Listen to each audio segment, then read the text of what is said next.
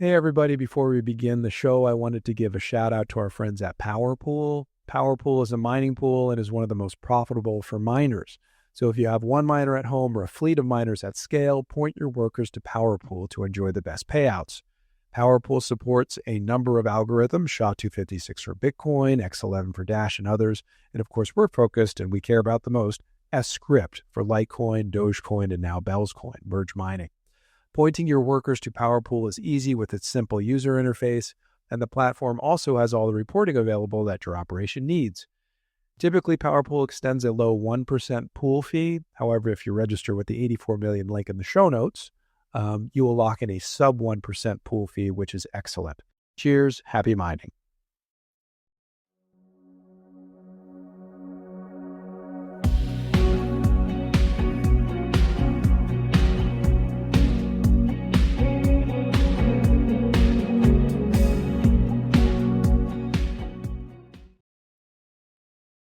Hello and welcome to the 84 Million podcast. We're on episode 33 tonight, and we have as our guest, a special guest, David Schwartz of the Litecoin Foundation. So what do we say about David? He's the Director of Projects and Strategic Partnerships at the Litecoin Foundation. He's also a Christian dad joke aficionado who tends to double as Rowan Atkinson on X. So David, welcome to the show. We've wanted to have you on for a while.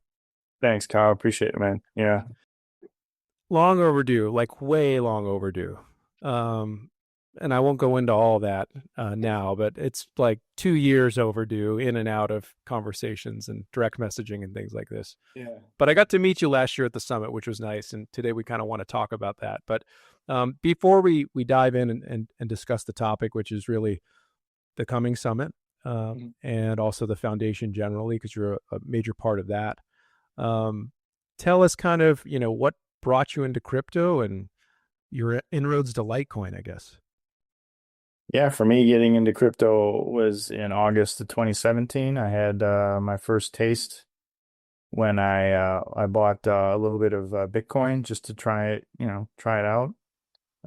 It took me 3 times to get an account opened and tied to my bank account with Coinbase because the bank kept stopping it, saying they were worried it was fraud. I kept telling them that's not the case and I know what I'm doing, which basically just emboldened me even more to try and figure out what this whole thing was about. So purchased that. And then, of course, at the time, it was just 3 cryptos on there, Bitcoin, Ethereum, and Litecoin. And so, of course, you want to study the other 2 and figure out what they are. Kind of understood Ethereum at the time, but was like, yeah, I don't know how that really jives with me. I was kind of looking for something more long-term to invest in that was sort of like, I'm a conservative type of investor, right? So I really enjoyed investing in, like, let's say, oversold dividend stocks and things like that. So I would find value in stocks that the fundamentals were great. There, for whatever reason, the price just wasn't reflecting what the stock price probably would be at a fair value. And so then I would pick those up, right? And so I wouldn't go too high risk, but there was some taste for trying to balance that out. And so with crypto, I decided the stock market was pretty bloated at the time and just wanted to invest my money in something else, and saw some articles about Bitcoin and started reading more into it. And that's how I got in. And I got into Litecoin basically later on during that same year in 2017, just studying and hanging out on Twitter at the time and realizing the potential for Litecoin in the community was very open and friendly and educational. And I really liked what Charlie was about. And he seemed very open and honest about a lot of things, probably to a fault to some degree, but I appreciated that. And so, I kind of latched onto that. And then by the start of 2018, I, along with a group of other people on Twitter, were trying to figure out how we could help. And we ended up getting invited, because we were asking to be invited, but we got invited to the foundation Slack at the time, and just kind of a couple of us made our mark there, and that's the rest. Good deal. Do you still think the community is as receptive as when you joined? Or can you kind of Yes. just observe that? Yeah. Yeah, I do. I do think there is an edge to it now, though, because we're talking about 8 years of a lot of people bad mouthing it for, I mean, maybe some reasons are, somewhat legitimate, but a lot of reasons were either made up or, just completely irrelevant or not even, they're just really overdone, right? And so you get poked and punched and pushed enough times after a while, you just get really tired of it, right? So there's still a receptiveness and an openness and an ability to educate or talk to new people about Litecoin. But I think a lot of us have been around enough now that you can tell if someone's kind of trolling you or, um, just some of the questions, I just start rubbing people the wrong way a little bit because you just know there's something else behind it. And so I see more edginess now to some of that than I used to at the time, right? And so I say that's probably the only big difference, but otherwise very welcoming still. Would you say it's a benefit, this edginess? Yes, Yeah. because I think what happened was we wanted to be so nice and polite because we thought we could win people over with kindness that they just would roll over you, right? And so that permeated throughout everything. I mean, Charlie's personality, he's a kind person. He's very soft spoken. Many times he'd rather just not say anything than, say some things that might get construed the wrong way or whatever. And the foundation obviously kind of takes that same sort of approach. And so a lot of people in the community would take that approach. And then you just had others take advantage of that over and over and over again. And so at some point, I think mostly with I think the handle and a few people in maybe higher positions that were showing that they weren't going to put up with it anymore. It sort of emboldened others to be able to do the same thing. So you do see this mix now of openness, but then also, individuals that say, "Yeah, we're not going to put up with that anymore." Yeah, I think that's good. I've observed that. I kind of joined the Twitter environment, at least for Litecoin, in probably 2021, and it's definitely changed. And that's a cycle, right? I knew about Litecoin earlier, but I wasn't in any communities at all. It was really Twitter was the beginning to meet other people that followed it. I had known about some of the past summits, but I wasn't able to go, and I was even in California at the time. But I do think that, and I said this with you, I think Litecoiners are growing teeth or showing teeth, and I think it's a good thing. But I do agree that I do think we still are very friendly, and that hasn't gone out the window but how do I say it? That hasn't been eliminated, but I do think when appropriate we do stand our ground a lot better these days, it seems.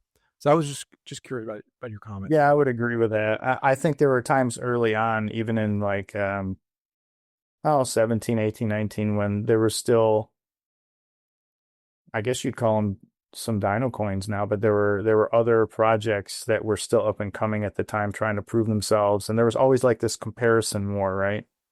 Like you'd see people compare Litecoin's, how many transactions per second and whatever else versus Bitcoin. And then you'd have these charts and there you have other coins doing the same. And it just kind of got to this point where, I don't know, you had some of the coin creators or just whoever was sort of like in a position of authority within those chains maybe not be so kind to others, and then it just sort of like would cause a domino effect, right?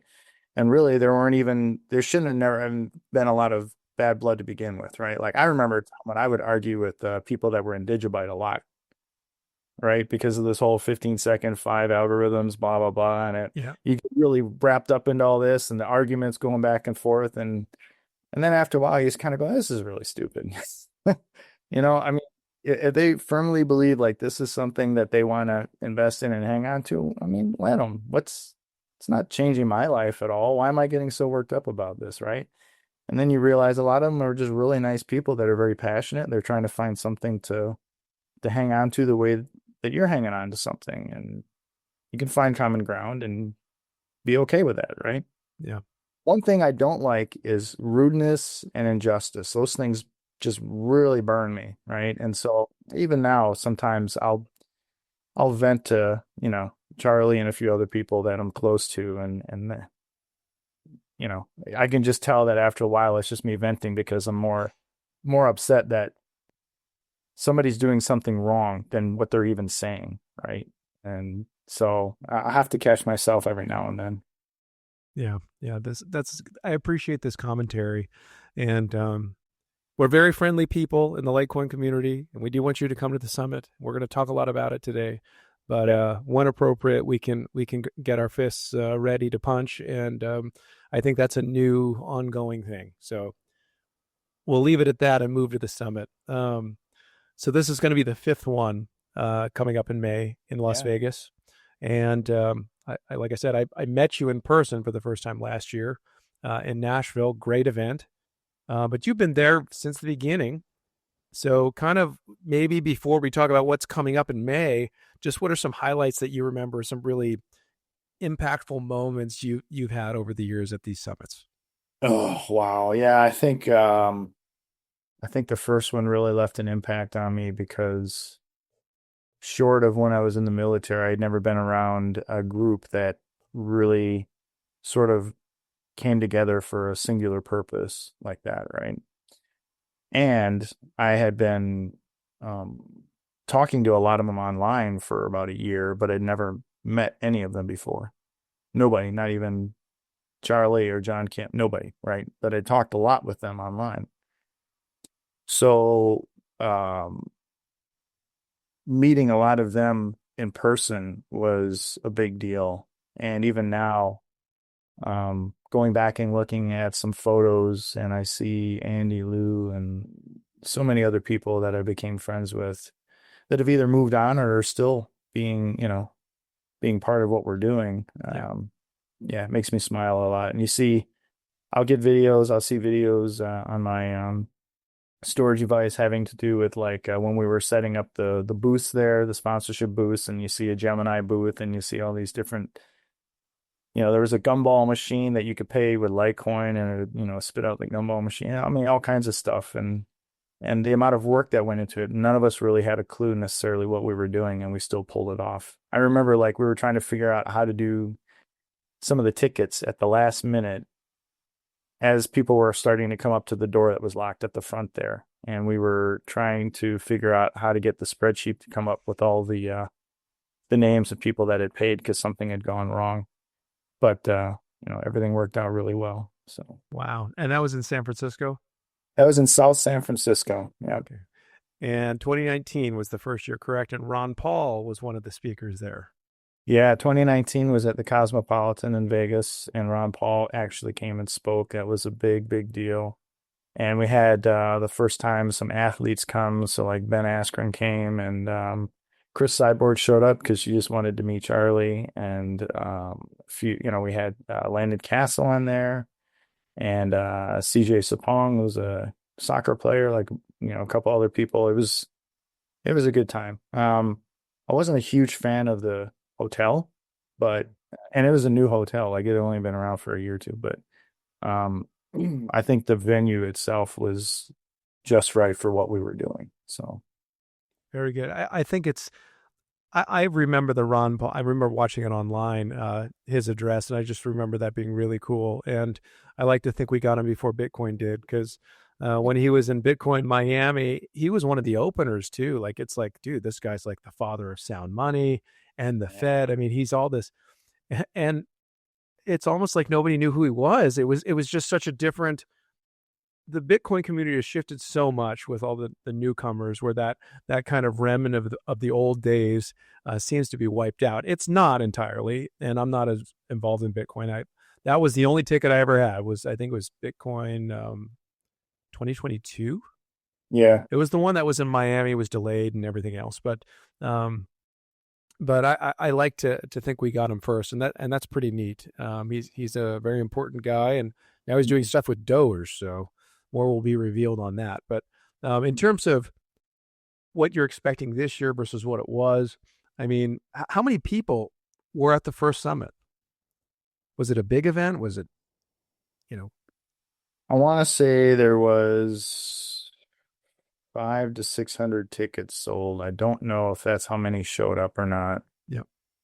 Um, and it was September of 18, so we were already in the downtrend of the into the bear cycle after the 17 bull market.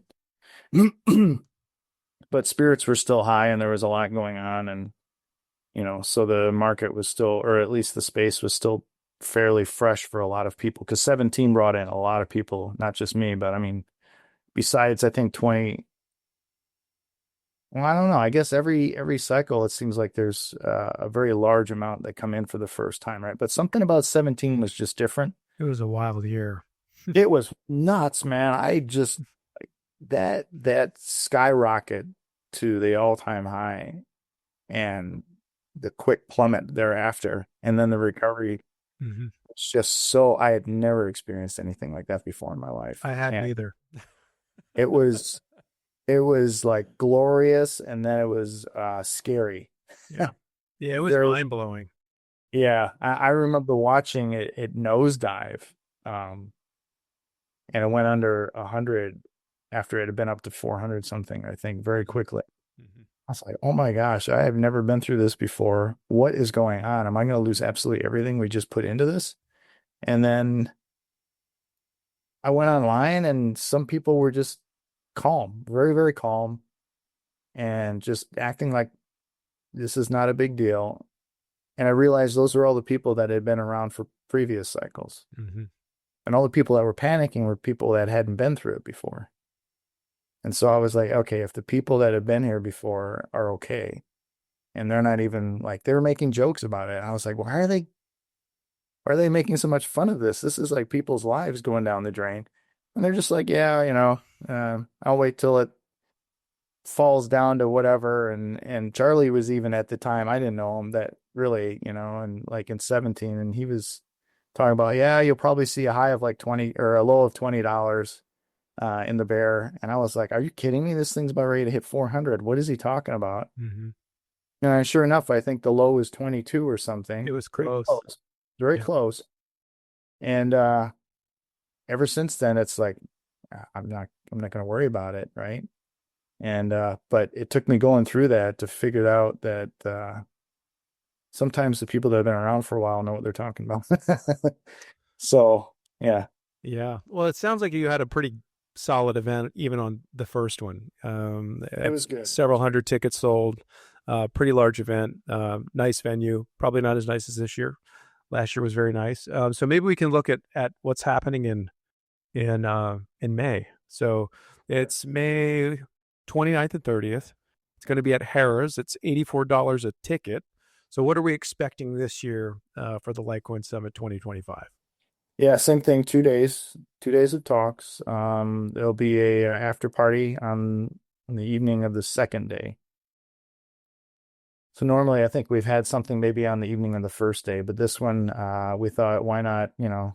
It's heading into the weekend in Vegas, right? So Friday evening, have a party. People can come for a certain amount of time, do whatever they want, and then head into the weekend. And that was kind of the idea behind having it on a Thursday, Friday, for two reasons. One was it was overlapping the last day of the Bitcoin conference. So if you've ever been to those, the last two or three, I'd say, unless there's one speaker, like last year was Donald Trump, unless there's one speaker that really captivates everybody, you start seeing people kind of peel off on that third day because, first and second day, pretty much the same thing. You go around all the booths, you hear some speakers, it's very crowded. Your pass gets you only into certain things depending on what your pass is, and that's pretty much it. Otherwise, it's, maybe you're networking if you're a company or a project or something like that. But for the average person, I don't know, that might be about it, right? So why not have our first day on their last day? We know we're going to have Litecoiners at our first day. We'll probably have some Bitcoiners trickling in. And then the second day, it's all us, right? And so that's how we planned it for this year. And for us, we really just we have four pillars of things that we're really trying to concentrate on this year. Every time I try to have some sort of a theme of things that we concentrate on. So this year it's privacy again, um, the ETFs and institutional interest, payments as always, and then try and bring in some ideas and thoughts around remittances and concentrating on remittances. And then, of course, we always have, other topics like ordinals. We'll have that again. We'll have, merge mining and a few other, topics that we touch on. But those are the four pillars that I'm trying to build this year's summit on with the team that we have. Very good. Yeah, last year I remember specifically the Phil Zimmerman fireside chat with Naomi Brockwell. That was pretty amazing. I mean, Yeah. he's a legend in kind of this whole space. Yeah. Before, I mean, and he said it in his talk, like his crypto was not the crypto we're referring to, cryptography and things like that. He was a father of everything that led up to this movement that we find ourselves within now. So that was pretty exciting. Any speakers you want to share with us that are planned or signed up? I would say so far the biggest ones of note are mostly out there. We usually try to have one, real banger that comes in that kind of will help draw some people to come. And I'm not saying that we won't still have somebody of that magnitude, like a Ron Paul or a Phil Zimmerman coming, but I think we're getting to the point with Litecoin where the draw is Litecoin. It's not a speaker per se, right? Like a specific speaker. And so, maybe it's kind of time to test that mentality and see if it's real or not. And honestly, this will be the first one where we're in an uptrend potentially, right? Because we're supposedly, depending on who you talk to, we're in a bull market. Yeah. All of them have been in the down cycles to this point, right? So this will be the first one where we have supposedly some upward momentum. And I would like to think by May we're back on that trajectory, right? So we'll see how that works out for attendance. But all the other ones were like either in the deepest depths of a horrible bear market or at least starting to, right? So Yeah. That would be good. We're pretty weathered as Litecoiners if you've been around for any given time. Yeah. But we like celebrations too. We don't like just abuse and markets and fluctuations and all these things. So yeah, I mean, there's a lot of good news coming. So the ETFs are huge, and I know Hashdex will be with you.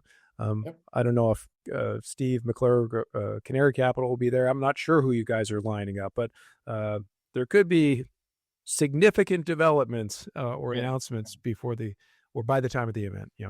Yeah, I think if you want to try and talk about some draws, I would say maybe that ETF panel would be one. So there is a panel on ETFs. Awesome. Yeah, there's going to be ETF panel. We have, I want to say his name right. I think it's James Seifert. He's Bloomberg Intelligence ETF analyst. He's going to be the moderator for the panel, and then we'll have hopefully Steve's coming. He's trying to make it work so he can be there to represent Canary on the panel. Hashdex will be there. Their CEO Samir Karaj is going to be there. We actually have Grayscale coming to represent their ETF as well. I thought that was a big win for us. Yeah, I mean they're forerunners with their exchange traded product. So yeah, that's cool. Yeah, and I think sometimes there's like a safe distance some of these entities take because of they don't want to have any conflict of interest or whatever reasons they have operationally or legally or whatever else. But I think because it's been filed now and we're really just sort of on a waiting time period now. They're more than happy to come and talk about it as well.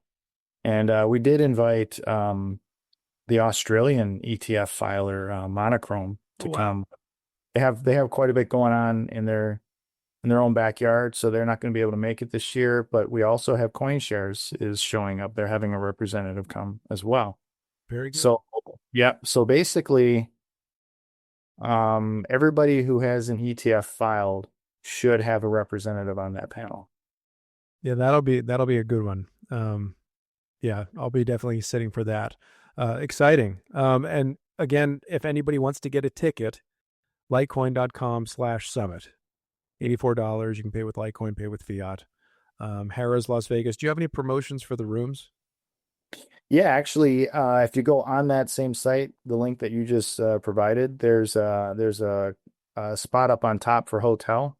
If you go there, we have a discount that we worked out with Harrah's for the rooms.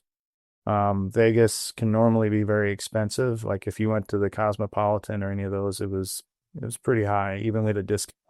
But Harrah's is very good, and we have some very, very reasonable rates. I think even we'll probably have some Bitcoiners that try and use the hotel rates for that because they're that good. So yeah, you just go on the same summit page and you can find the link for hotel there and read all about Harrah's and then book your hotel from there.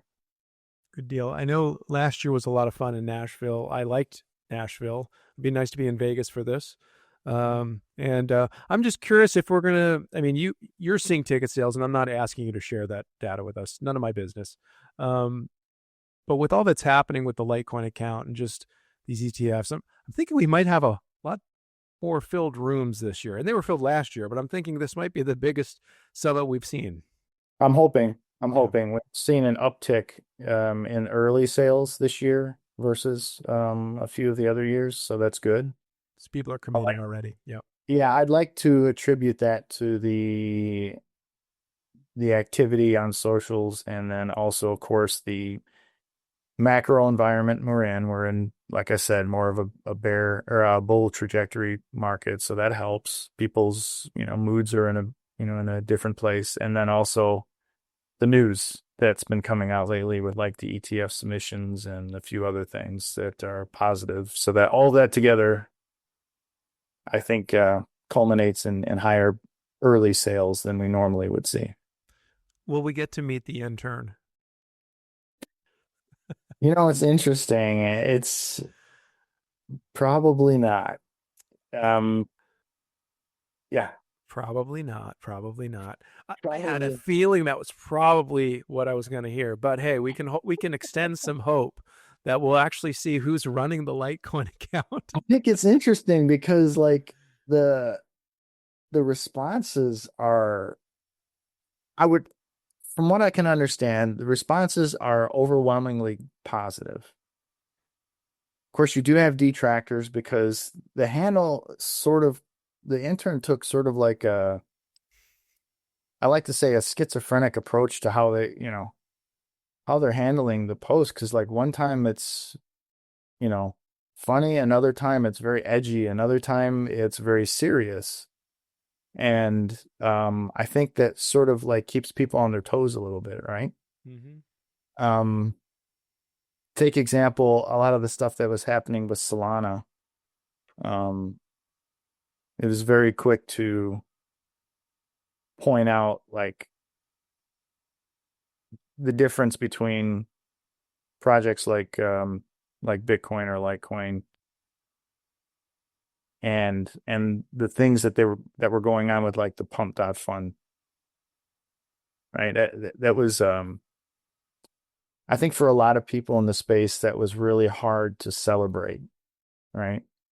And you find that a lot of people don't want to speak out against it, but they aren't really in favor ultimately long term of what was happening there. Maybe short term it brings a lot of attention, Mm-hmm. money's coming in, whatever else. But at the end of the day, is it really right?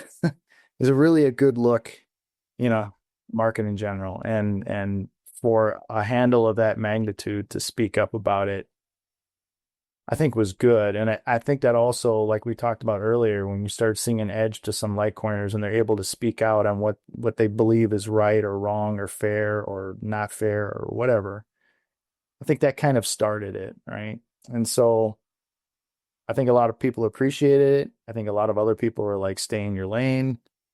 Um, yeah, I think it ran the gamut, but it definitely took people aback and sort of put everybody on notice that Litecoin's not going to be the kid that stands in the back and gets told to shut up and sit down all the time anymore. Yeah. Yeah.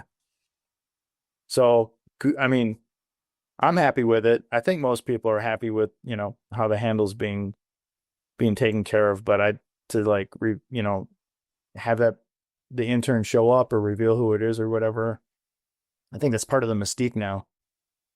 And it's kind of like our own Satoshi Nakamoto in a Yeah, the intern, the mascot, the mascot, yeah. who's running Litecoin Yeah. on X. Yeah, but it's a powerful account. I think to me, it's a force for good for Litecoin of kind of levity and kind of humor. And I'm not very, dude, I might be one of the most boring people on X. That's fine, but I appreciate the humor coming from Litecoin. But also there's like, he's dropping truth bombs and sharing some data that we would have otherwise really not had any access to, like the cell document and things like that. We'll talk about that later.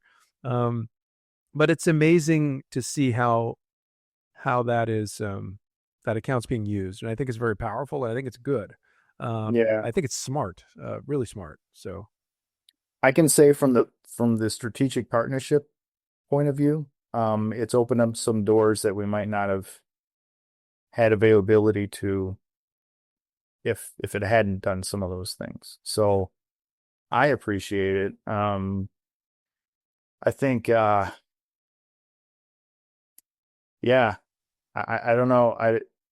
I think there are some people that were very unhappy and offended and like actually unfollowed or stopped doing things with Litecoin because of it. But overall, like the growth on the handle has been amazing and the interactions have been really good. And I think like anything else, it's a learning.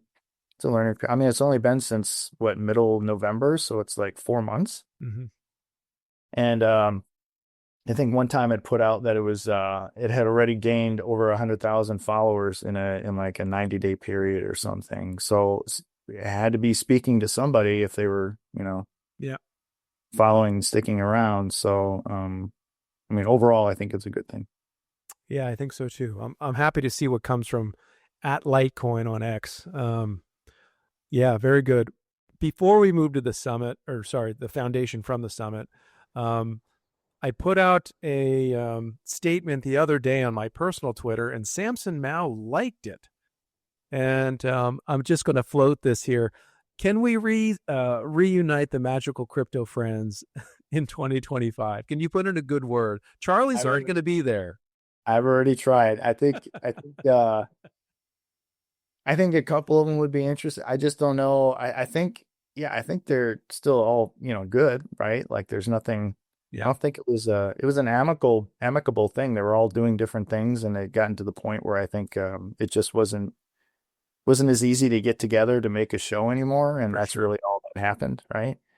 But like Samson went off and is talking to sovereign nations about trying to adopt Bitcoin. Charlie's doing his thing with the foundation and other stuff, and Fluffy Pony, I don't even know necessarily what Ricardo's doing at this point anymore, but he had some things going, and then I guess Will Panda just kind of like went off for a while, and gone. Yeah, now he's starting to chirp back in, and they're dogging each other and stuff. So I think, I'll still push for it, but I mean, ultimately, it's up to those guys if they want to. That would be legendary. I mean, even if it was just Samson, Charlie, and you beam the other two in on the screen, and you just have a chat. Like, look at all that has happened. And by the way, it started in 2017, bull market. I think they concluded in 2021, and now we're in 2025. So kind of that time interval is very interesting. I'm just putting it out there. I think it would be amazing. It would be fun. I'll keep pushing for it, but maybe having a couple of them come in on satellite or something is probably the only way it would happen. Yeah. No guarantees from the 84 Million podcast that this is happening. This is just advocacy in the moment. But either way, you're going to enjoy going to the Litecoin Summit, and you're going to learn a ton, get to meet a lot of people, including David. I plan to be there myself, and don't miss it. $84 this May in Las Vegas. So let's talk about the foundation. I want to say, I was under the assumption that the first summit birthed the foundation, and that's when you kind of met John and some others, and because you're one of the integral members of the foundation. But you mentioned it was in play before you guys kind of all showed up. So how was the foundation born? Because I thought it was born out of a summit, and it sounds like that wasn't the case. No, yeah, no. Apparently, there was one other association before the foundation. There was a Litecoin association or something. And I wasn't around for that. And I wasn't even around for the beginning of the foundation that we have now. I didn't come in until probably, I'd say 9 months to a year after it probably started. And so before that, they had some sort of association. I guess maybe it just either the way it was built out or the members that were a part of it or how they were, however it was set up, it didn't really, take off well. But they still, Charlie and Zinzi and a few others still felt like, in order to kind of help the decentralized crypto, you needed to have some place where people who wanted to find out how can I add Litecoin as a payment, how can I, we should have a website that educates people. All that sort of like would matriculate over into, some sort of entity that could help make that happen, right? So not control the crypto, but at least help it grow in some way where it's not, like the only thing that makes anything happen on Litecoin, but it helps things happen on Litecoin. So I guess sort of like Fairbricks, when Charlie did Fairbricks first and then realized, okay, I want to launch something fair, but maybe this wasn't the right blockchain or, format, however you did it, so let's try using Bitcoin's code and then, changing it to where, it's a better form of it. So same thing with the foundation. I think that was the second attempt at something, and they did a better job of it the second time around. I think it was created probably spring or summer of 17. And so by the time I came in around as a volunteer around February, early start of February, end of January as a volunteer, they had already had it in motion for about 7 months or something like that, 7 or 8 months. So it's when I came into the foundation as a volunteer, a group of us who had come in that way were talking with, people who are already in there. So like eCurrency Hodler, Andrew Yang was there at the time. Charlie was there. Zinzi was there. Loshan was there.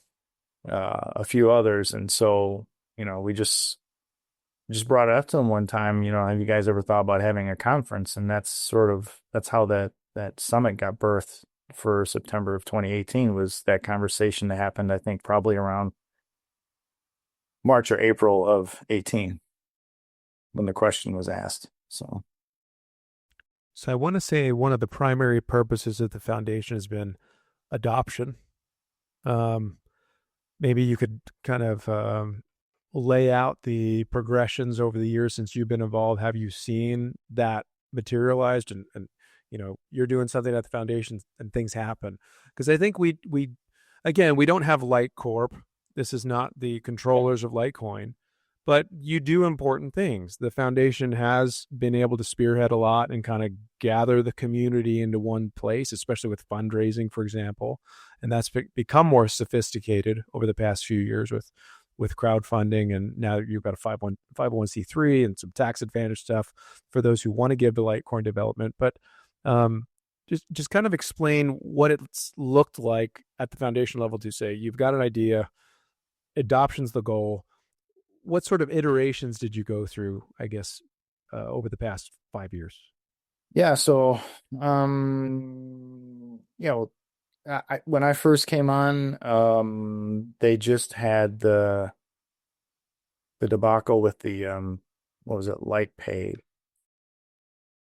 They had something lined up where they were trying to have a card or something, and it fell through and it didn't go very well. And then that made everybody very apprehensive and guarded in the foundation as to how they were going to move forward collaborating with anybody in any capacity, because that one stung.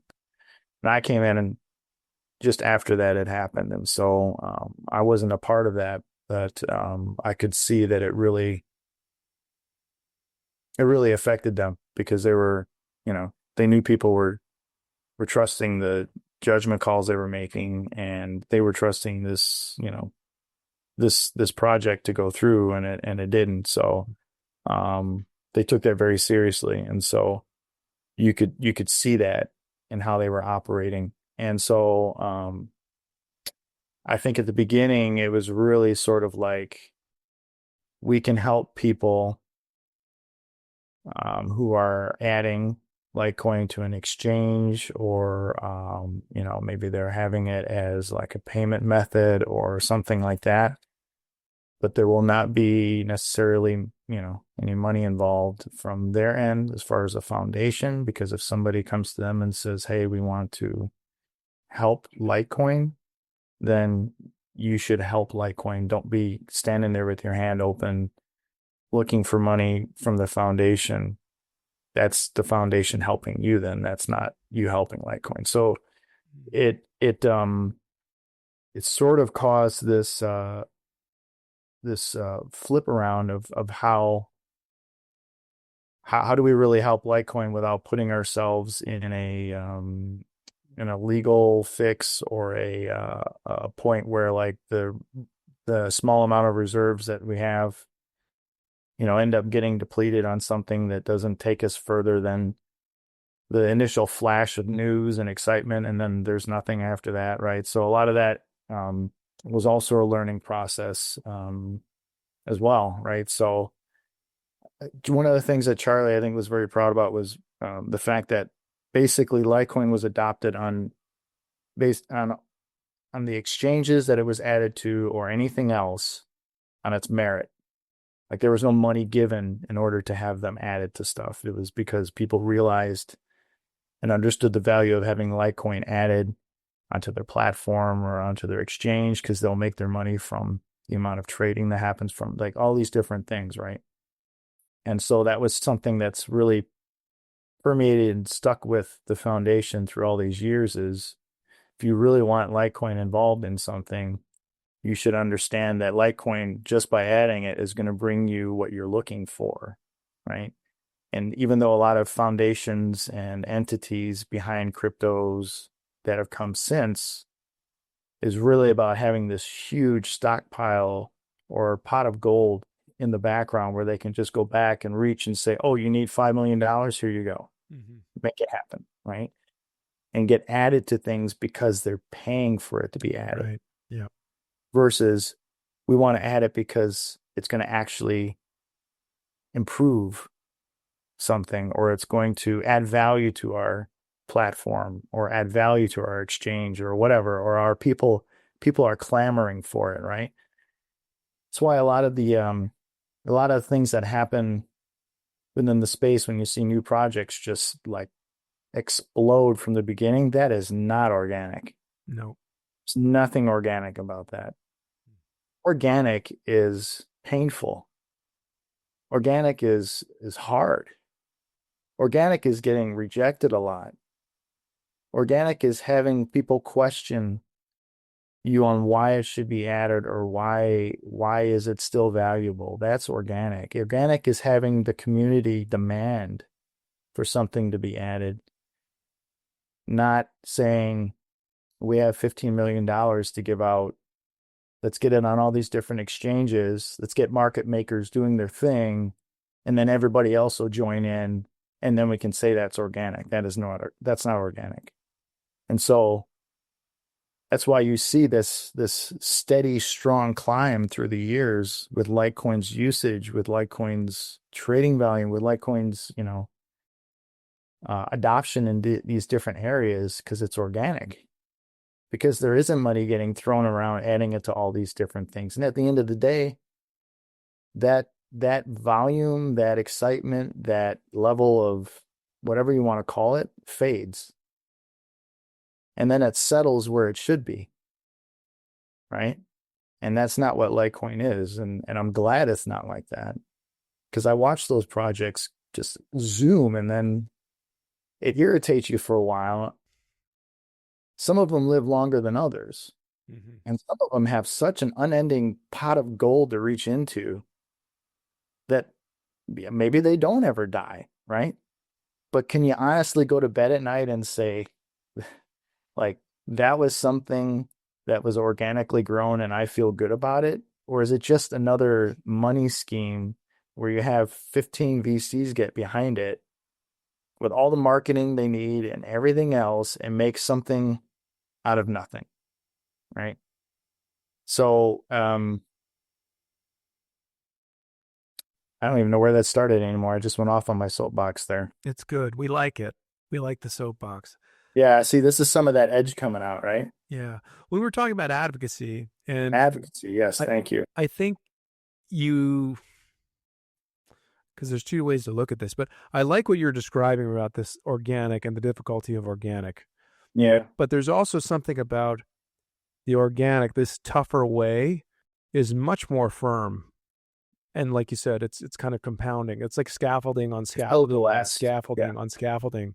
And that's pretty exciting. And I still feel like Litecoin is community driven, and it needs to be. And that's again a very old principle within the space, that we were kind of a grassroots deal. And like even the Litecoin account was saying, this is the people's money. Silver was always historically the people's money. And there's something special about that. And I think Litecoin really has its thumb on it. And it's always had its thumb on it organically. People were on a message board, and then they spun up nodes, and then we got the ASICs, and it's grown and cat's out of the bag, and who knows where it's going. But it's exciting to see its growth. But I have to credit the foundation too. And what Charlie's done, he's been very generous. And there was a lot of announcements last year, with his matching donations. And maybe if we look at MWeb, like that was something where, even though, again, we don't have Litecorp, you don't own Litecoin, but just to have a group of volunteers kind of taking a topic up, bringing it to that community, things happen. So maybe decentralization doesn't mean disorganized. No, it definitely doesn't. And now I remember where I was going with that. So in my position for partnerships, I usually end up having to reiterate to whoever I'm talking to on the other end. Like hypothetically, if you're an exchange or somebody else who wants to try and do something with Litecoin, I always preface the introductory calls with, you have to understand that this is a 501c3 nonprofit. We do not have a treasury.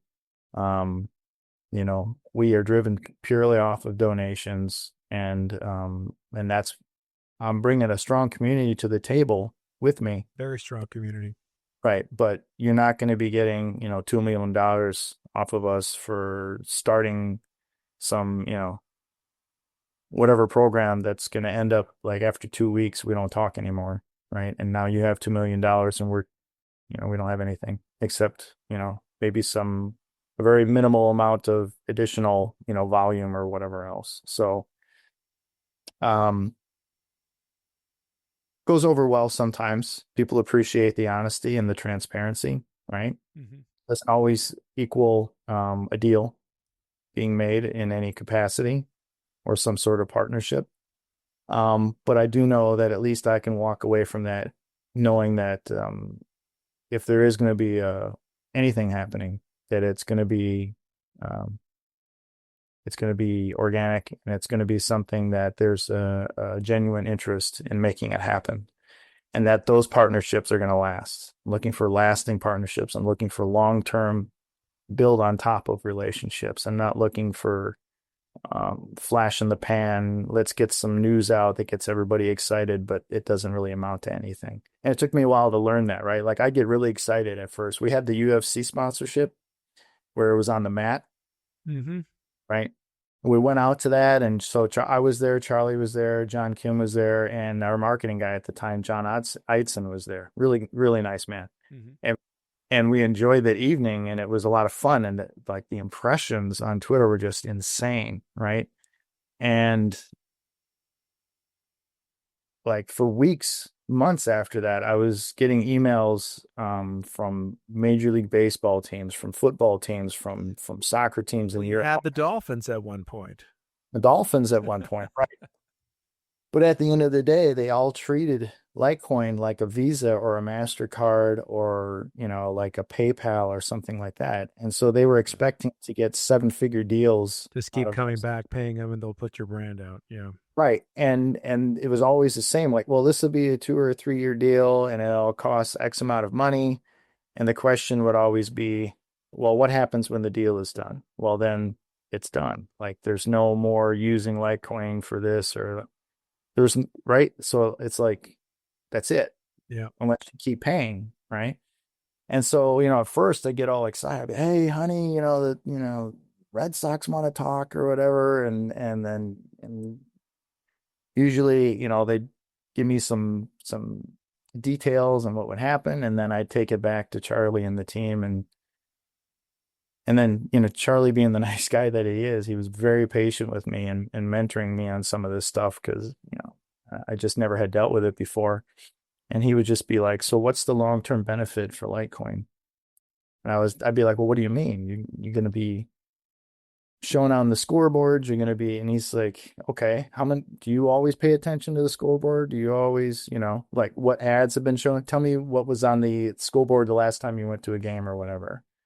Do you even remember?" And I'd be like, "No, I don't remember." And he's like, "Exactly." So we're looking for long-term solid stuff that we can do where it's not costing an arm and a leg and, whatever else. And so it took a few years for me to figure that out and work through that and come out with a good pitch to preface any, potential partnerships from that point on. And it served us well. So, What does it look like now, with kind of you having learned what you've learned over the years? Obviously, I think the summit's a big part of, a good use of resources to get everybody in the same room, talk about important ideas, get developers. So that's I would think, a big part of a yearly plan for Litecoin advocacy. But yeah. what does it look like these days beyond, let's say, the summit? So the summit would be basically where a large chunk of any type of marketing funds go, because that's basically what it is. It's a big marketing push. Um, it brings attention to Litecoin for a certain amount of time. There's a meeting of everybody. You get to hear everything that is being proposed or what's new or any, potential things or roadblocks. Like that's when you get the most thrown at you in a period of time about Litecoin. And it costs a lot of money to put off a conference of any magnitude like that, right? I mean, this is not cheap. And it's very well done. And thank you. And so that funding, we know we control that marketing funds, right? We know what's going to be put out. We control that. We're able to put out the narrative. We're able to bring in the speakers. We're able to dictate, the parameters of everything. And when you go outside of that, it's very hard to be able to get the same type of results when somebody else is the one deciding how that's going to look, right? So the idea was start from the inside, concentrate on what we're able to do and to put out there and control first. And then we can see what other opportunities come of that or come out of the new developments or come out of whatever. And then we can tackle those as they come. Mm-hmm. So that's a lot different than when I first came in and it was like, okay, how do we keep our name out there? How do we do whatever? And then that's really just all flash in the pan stuff that really doesn't necessarily stick, right? Mm-hmm. People that were maybe around would be like, oh yeah, I remember when you guys did the Dolphins or whatever, but they couldn't tell you exactly what we did. They couldn't tell you what came of it, like there's no payment methods that are still there with the Dolphins. It was a 50-50 raffle. And for that season, you could use some Litecoin to buy your 50-50 raffle ticket, right? And that was the extent of it. And then, of course, it'd be on some small signage or whatever somewhere around the stadium. But that was, who's going to be able to tell you that after all these years? But if you're able to take those summits, you can go back and you can watch them and you can see Ron Paul standing there talking to an entire filled room of people that, wanted to hear what he had to say. To me, there's a big impact there. And all those other things that builds out all the other things that you've seen. I mean, we didn't talk to PayPal for PayPal to add Litecoin. They just did it. Mhm. We didn't talk to Fidelity. They just did it. We didn't talk to Venmo. We didn't talk to, other people. They did it because they saw, one, the characteristics of Litecoin, very similar to Bitcoin. And then two, it's one of those things where it's going to have its place and there's really nothing you can do about it. Right. And so there's value in that. That's, staying power is very valuable. And when you can see that something's going to have staying power before it's gotten to that point, you jump on it. And that's what they did.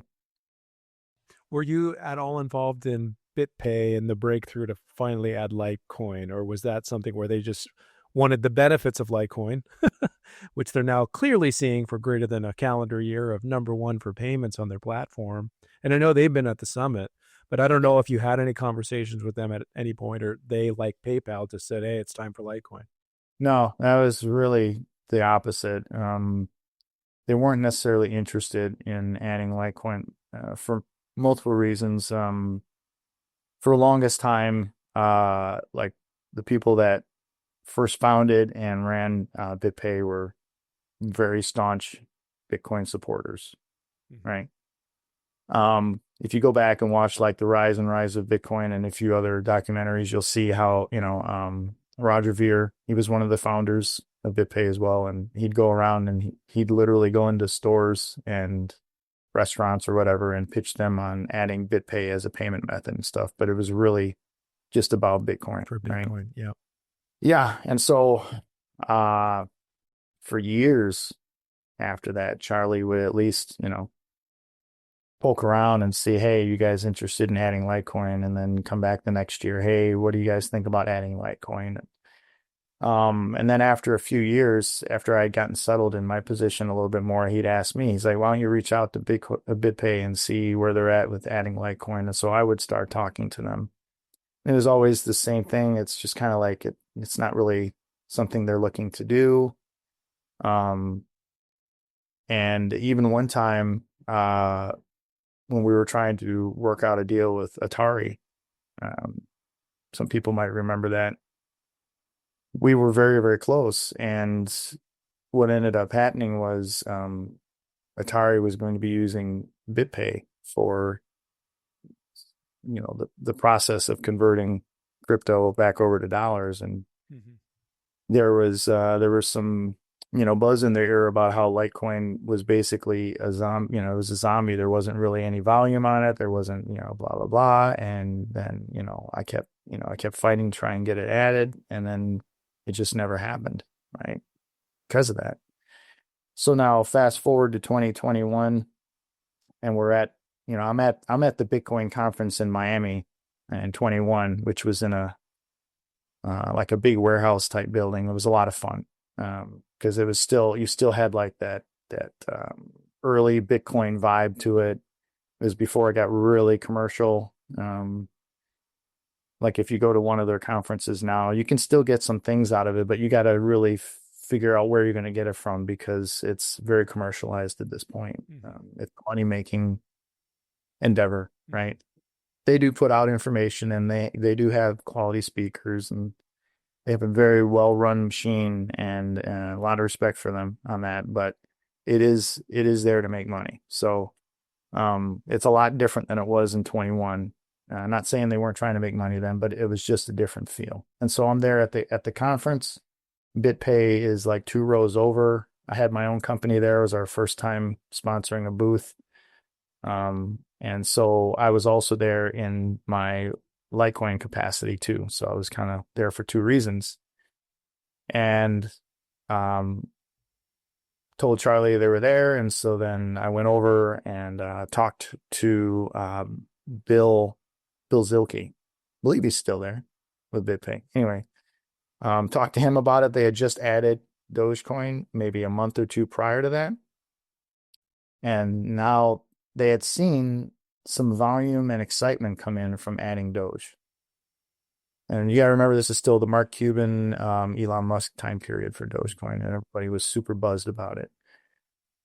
So I was talking to him. I'm like, we should really talk about adding Litecoin. If you saw what Dogecoin can do for you, just imagine what Litecoin can do for you. And, they entertain it, they talk to a lot of people. He's like, yeah, okay, I understand. He's like, so like, how do you think this would, work? What kind of numbers, blah, blah, blah. And just pretty much told him, I'm like, look, if you had Litecoin, I can guarantee you by this time next year, it'll be number two. And I can guarantee you at some point it's going to threaten, if not take over Bitcoin as the top payment on your platform, because we all know that the fees are going to go up and blah, blah, blah for Bitcoin.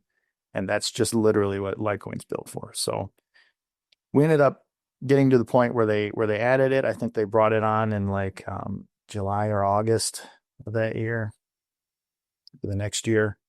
And I mean, just within a couple of months, you could see the volume growing on people using Litecoin. And it didn't take long to get to number two. And then all of last year, it was literally number one every month, but it was already catching up the year before that to take over. It just didn't have a full year of stats behind it to say, we were ahead the entire year. So it's been like about, I'd say 18 months worth of being number one pretty much in payments. Yeah, and the most recent kind of graph, because every month they publish it and you can kind of track it. It had a nice little J up. I mean, the divergence just in the last 30 days is pretty significant. Yeah, and I give credit to Bill and the guys that Sunny Singh was still part of BitPay at the time, and he now runs Beluga. He's one of the founders for Beluga, who they also are coming to speak at the summit. And Sunny was very friendly, very happy when I met him there at the Bitcoin conference, very open to it. But when I went to go speak to some of the other founders or people that were running BitPay, like one guy, you could tell he just really had to put his hand out to try and shake my hand and say hi. They just did not care to talk to Litecoin at all. So it was but they were going through a transition of who was running the place and owned it. And, and as multiple companies have gone through over the last few years, when they start selling it off to other people, the people that are buying it are much more open to adding, new cryptos because they're business people. Versus the people that might have started the company were like Bitcoin only or, whatever.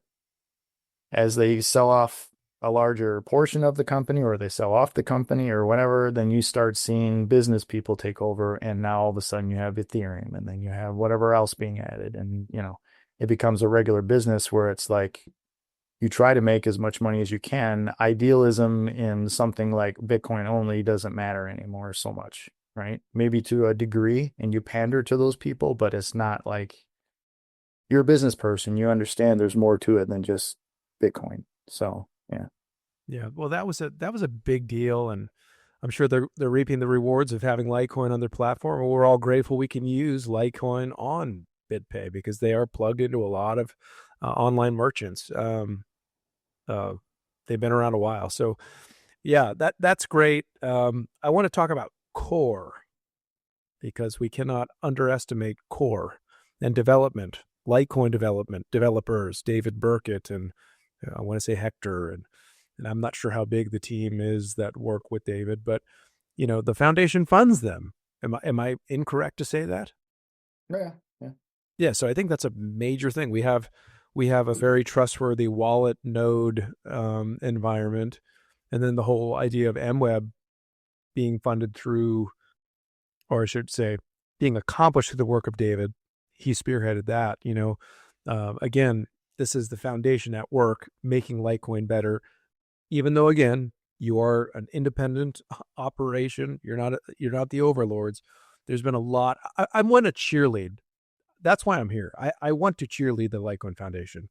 I followed you guys for a long time. You've got a lot of crap from too many people for way too long. Okay.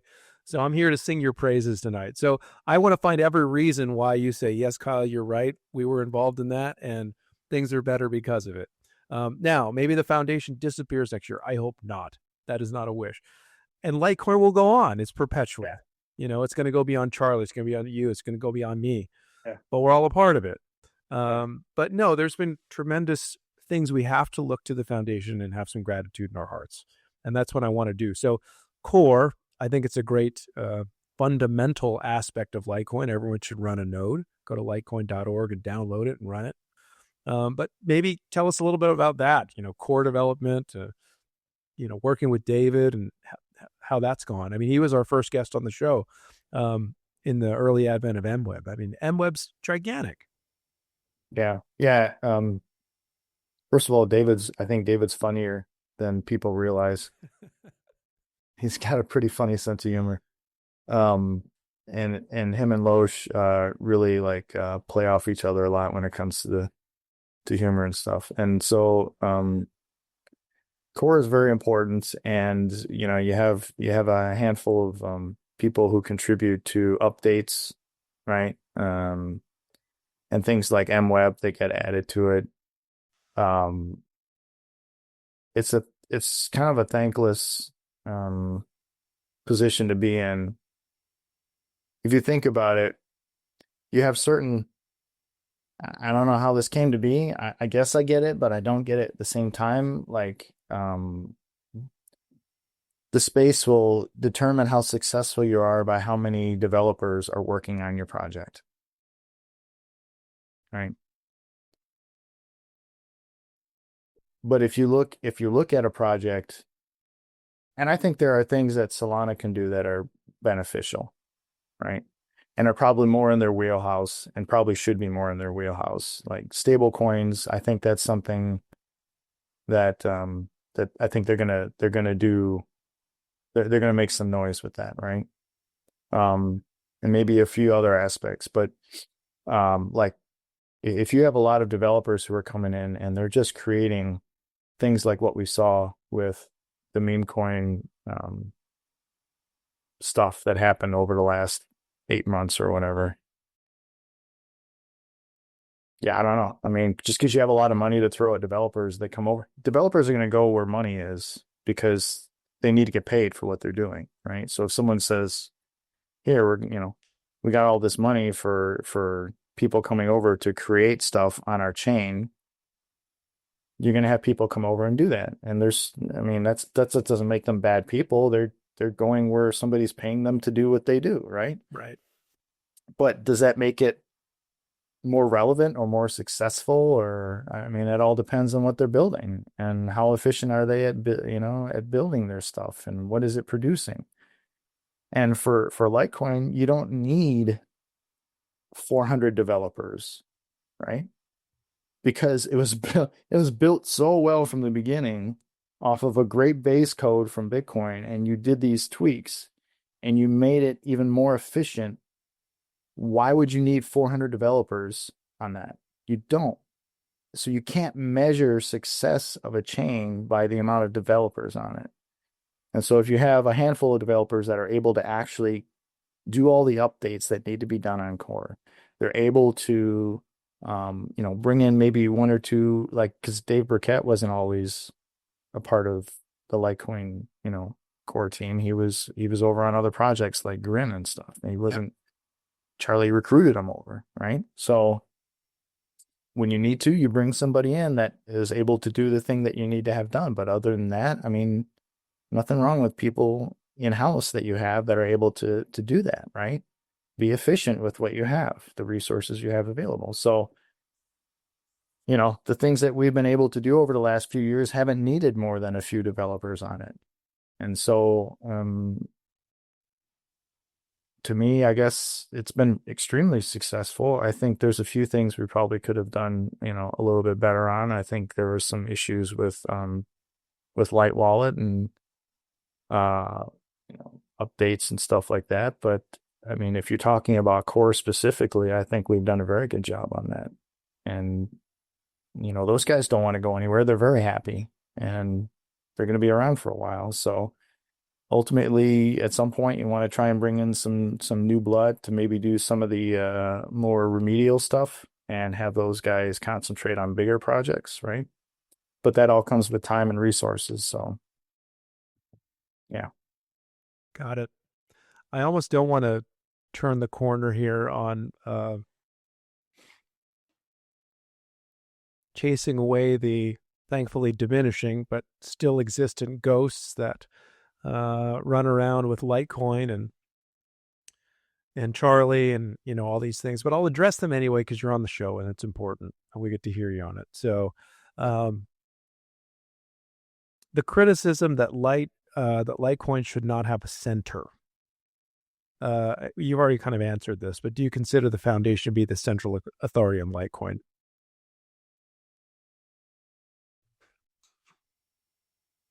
I don't think it is, but I think people rely on it to be. So I think the foundation would like to be a part of the growth. It does not want to be the central part of the growth. And I think there's been plenty of times where either Alan or myself or others have said, if you feel the need or the desire or have the resources to create another foundation or entity to help, I mean, please go right ahead. Because, I mean, the more the merrier, actually. It's not like there's some sort of entitlement to the foundation being the one that spearheads everything. I can see how that could cause some confusion ultimately. And then also, like, I don't think people really understand the amount of funds and resources and manpower it takes even to run a part-time foundation like what Litecoin is for the most part. And so we are what the community has at this point to spearhead certain aspects of Litecoin, but is certainly not the central figure to it, and it doesn't want to be. But out of necessity, if there's anything that we can help bring to fruition, right? So like Charlie going around and having to talk to all of the mining pools about how important MWeb is, right? To get them to vote on it a certain way, or at least have them understand how it functions so they can make a vote from an educational point of view, like they have enough information to vote the right way, right? Or the way that they feel is right. Okay, that came from the foundation, but does that mean like that couldn't have been done from someplace else? Somebody else couldn't have educated them or spearheaded it? Like, I mean, MWeb was around before the foundation even. Like that was something that was brought up, or like Lightning Network or something that was brought up before there was a foundation. Litecoin was around before the foundation. So Litecoin does not revolve around the foundation. The foundation revolves around Litecoin. Well said. Speaking of Charlie, he's very involved in the foundation. Yeah.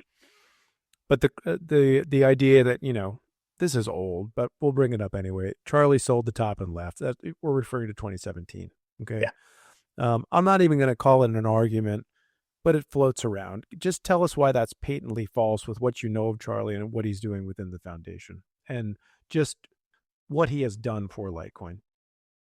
Charlie sold and then he left is patently wrong because he never left. So right there out of the box, that entire argument is dead, right?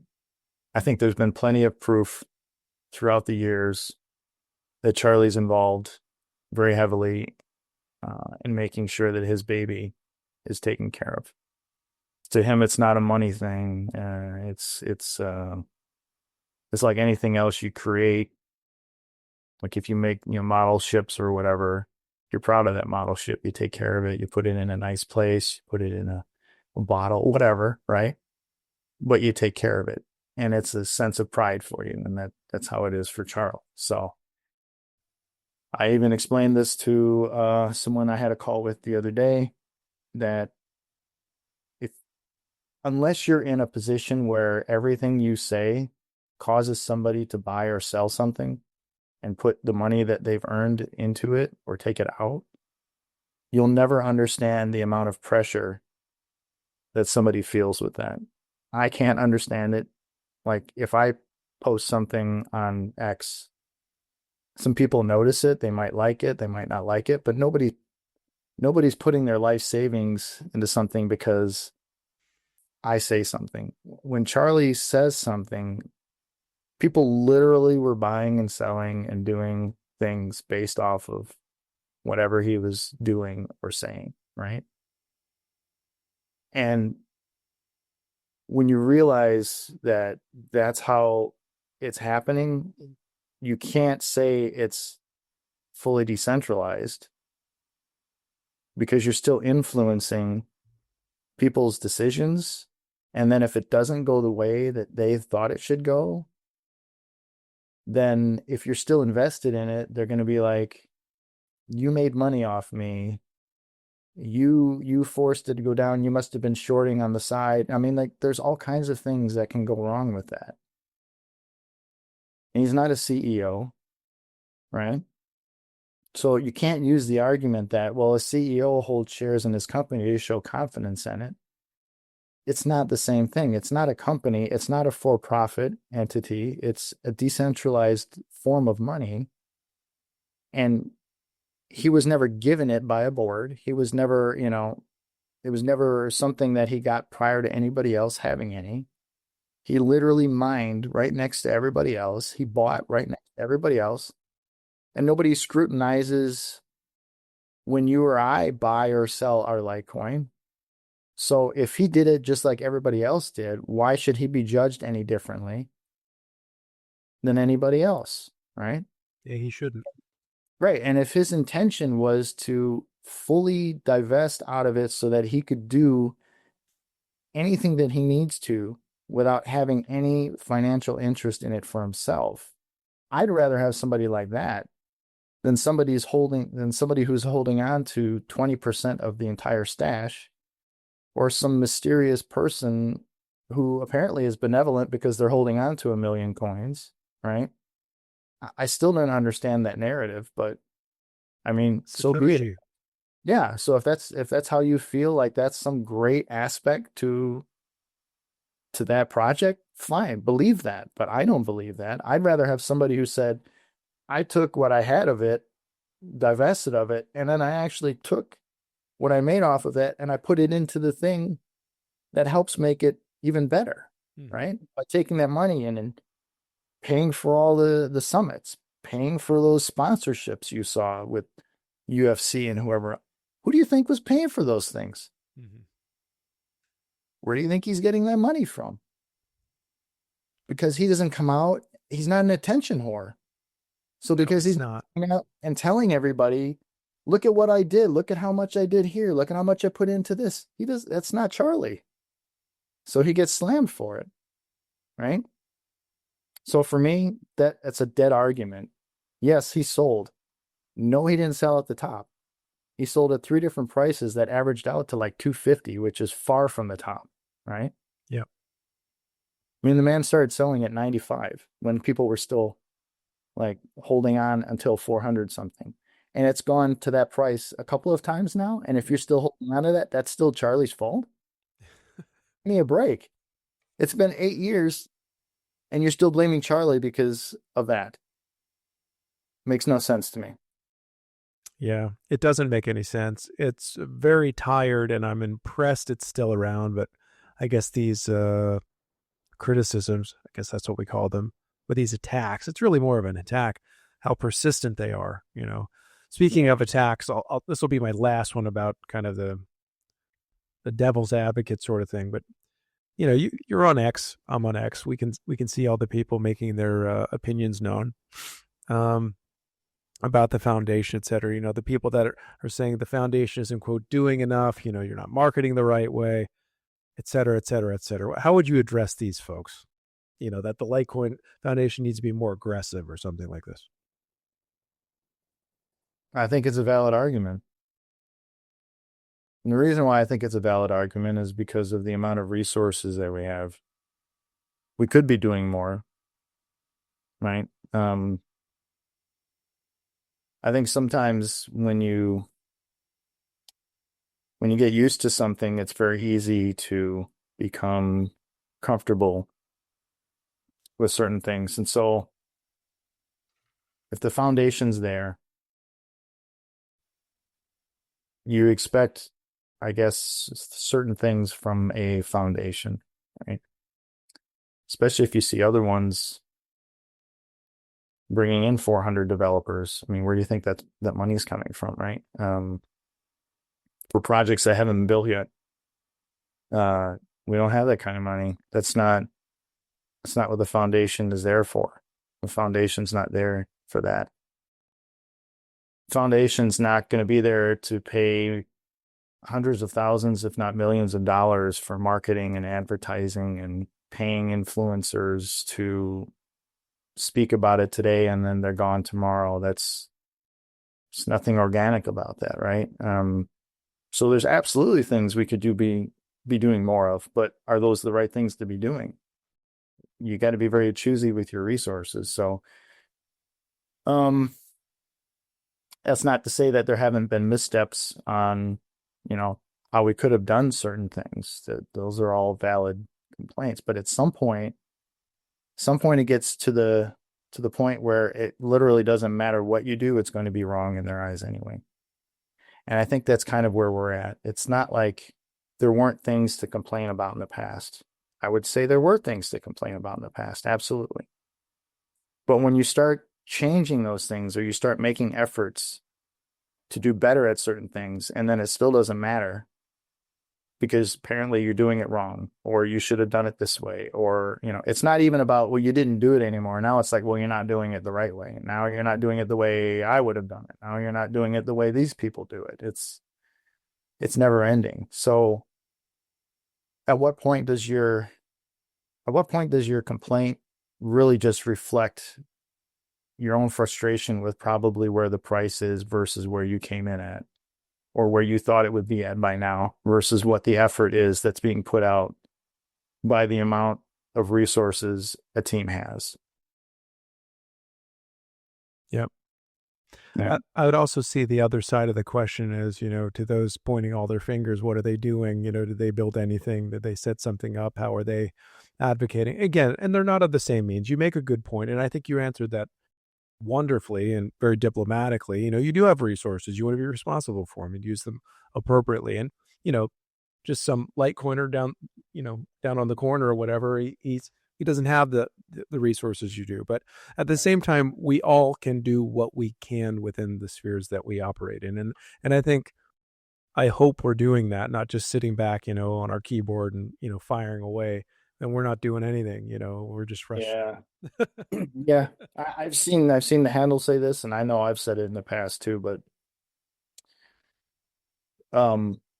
Bitcoin didn't get where it is because of the Bitcoin Foundation. Matter of fact, that fell flat on its face, and it's basically non-existent at this point, even though it exists, right?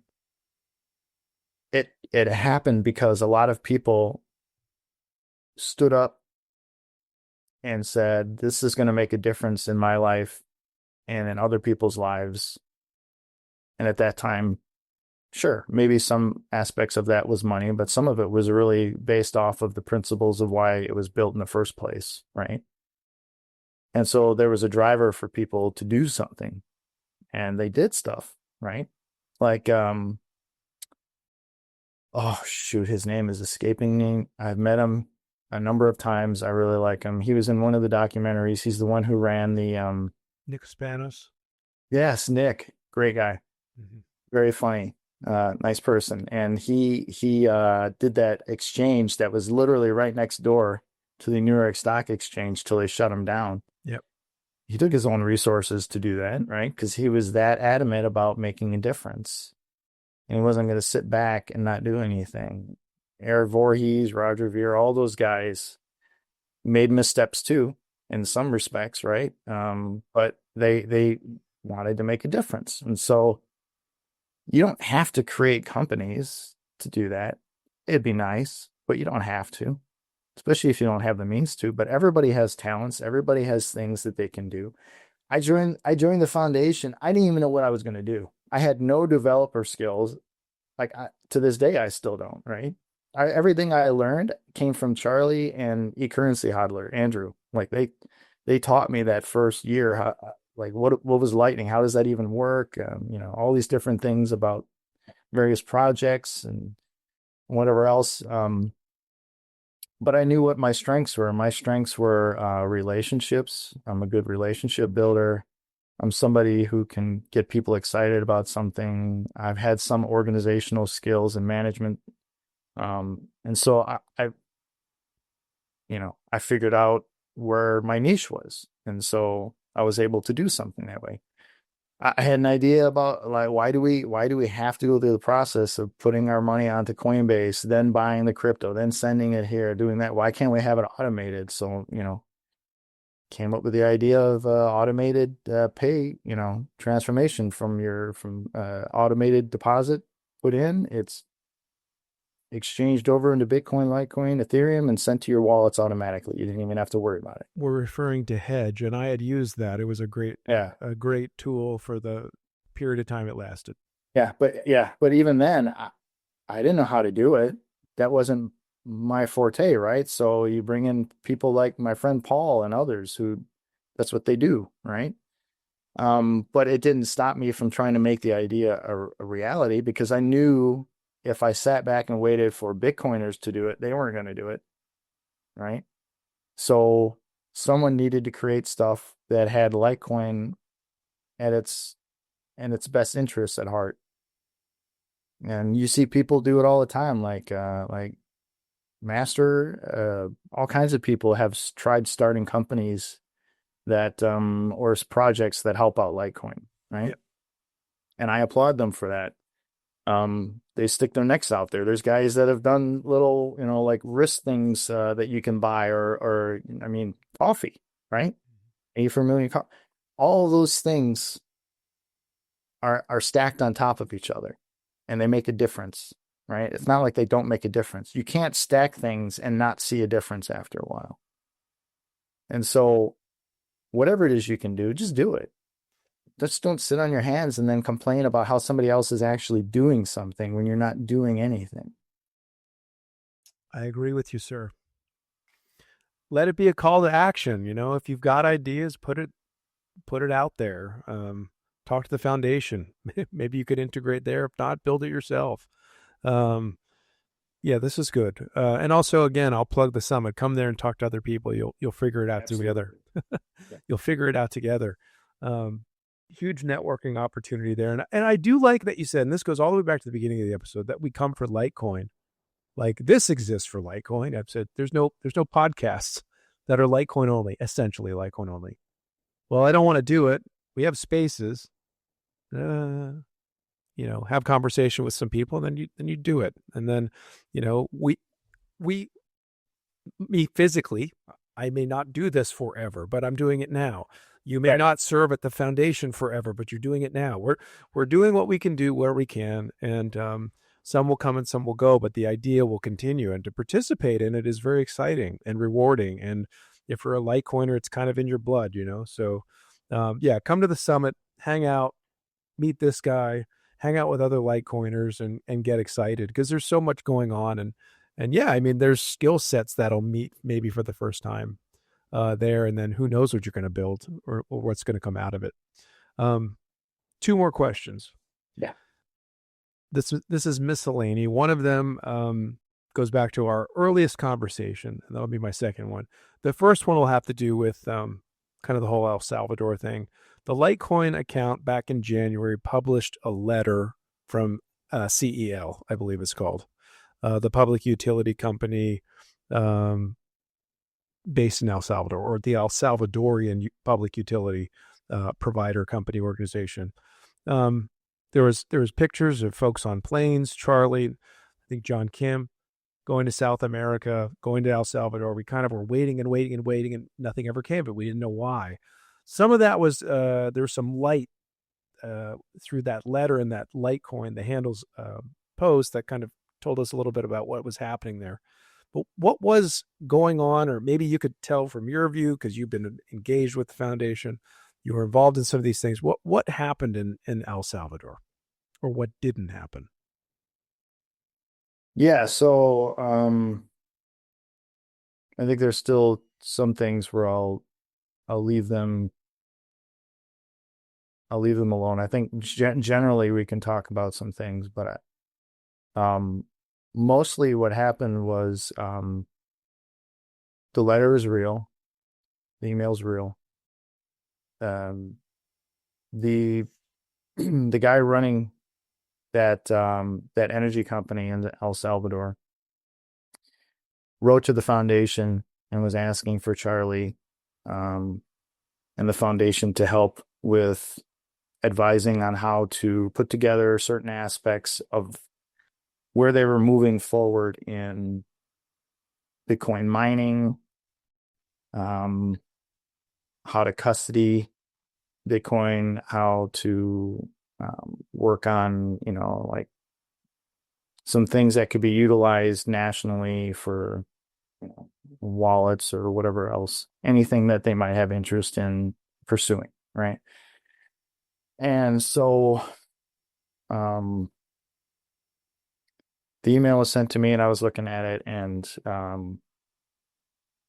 it seemed like everything was legitimate because, at that point now we're talking end of 21, start of 22, looking at having been in the position now for about 3 years, a little over 3 years, and having to do due diligence on anybody who writes or contacts us to do anything, right? And so after looking at it, realized, okay, this all looks legitimate, and sent it to Charlie. And of course, then he was skeptical, and he's kind of like, are we sure this is real? And did a little more research. Yes, this is real. So then reached out and started having some meetings with them. And it was obvious that during the conversation, they had conversations with other people who, yes, probably wanted to help El Salvador, but also wanted to help themselves first. So to have them come and reach out to us was a big deal. And we took that very seriously, especially after having, for a few years now, having a lot of people say Litecoin is dead. The foundation, nobody cares about it. It's not relevant. To have a nation state reach out, or at least an energy company tied to a nation state reach out and say, these are some of the things that are going on and we need some help.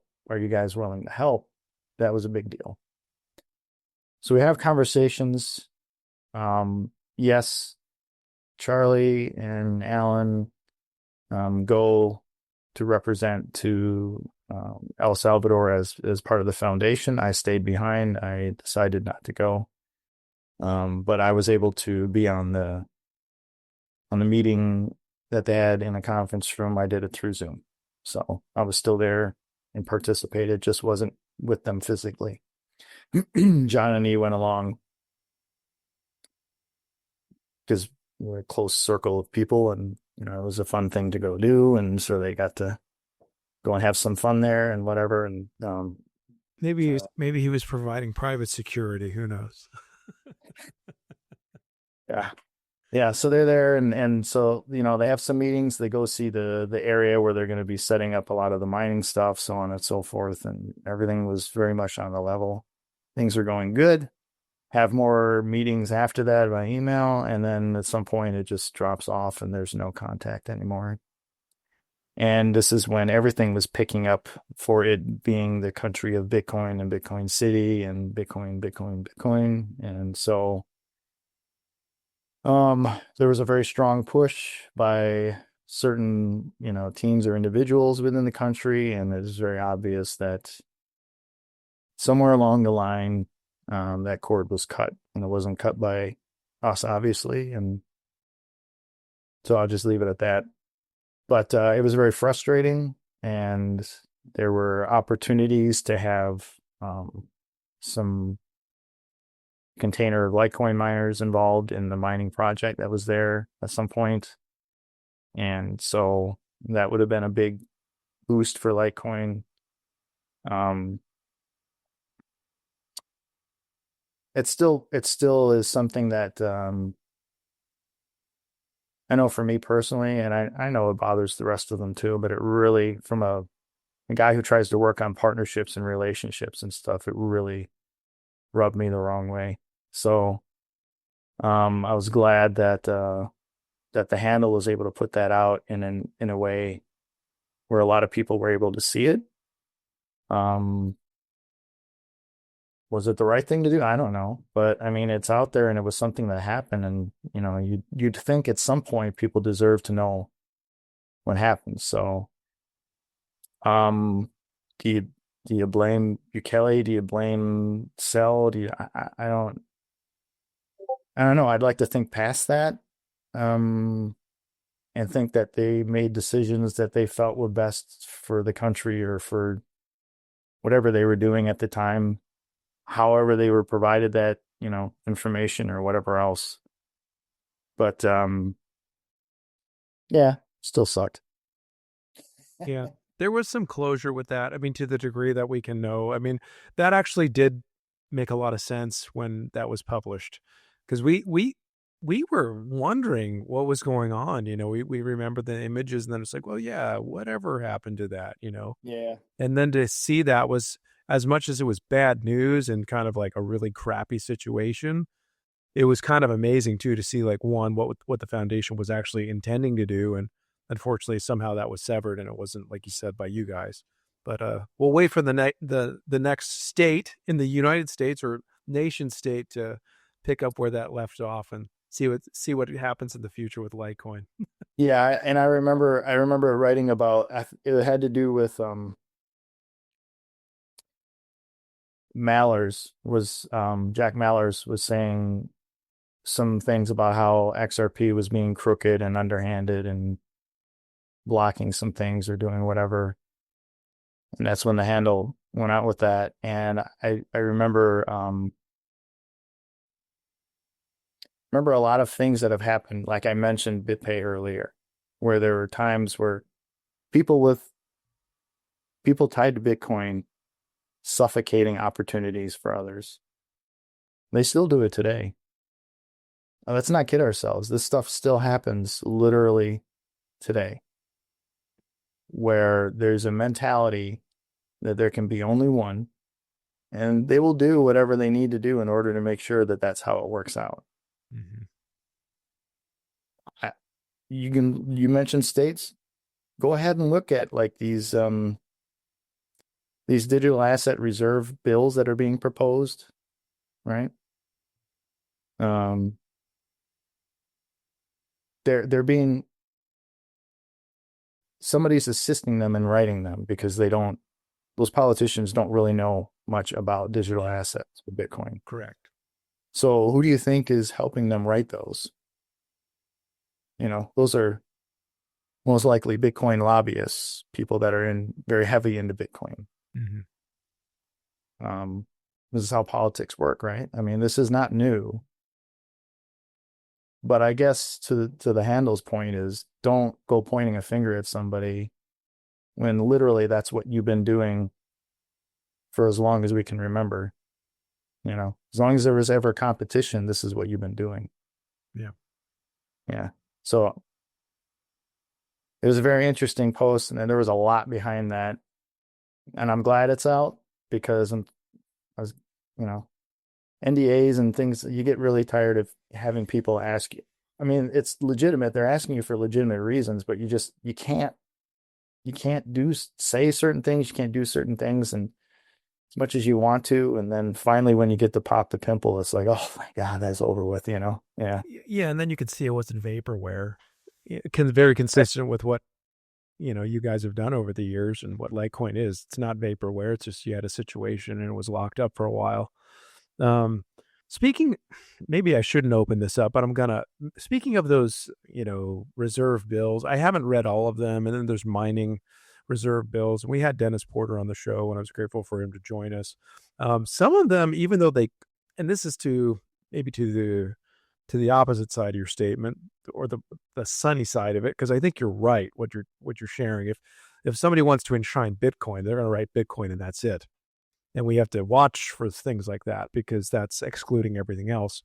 But from what I've seen, from like the right to mine, and the right to have a wallet, private keys, all these things, it's pretty agnostic. So that, so far, even though they may be maximalists that are promoting these, it seems that they're more common sense when it comes to the language of the bills, which is good.